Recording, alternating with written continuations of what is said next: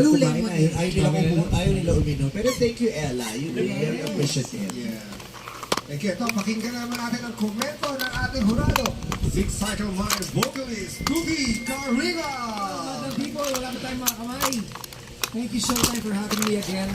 Mga people, palakpakan naman natin yung house band natin for today. Jenny Baron. Si Jenny Baron ang kumanta niya talaga. Ang gumawa na talaga si Jerry Satorno. Oh, si Hindi na natapos. Pasensya na tuti. so Brian May. Brian May. Okay, Kim.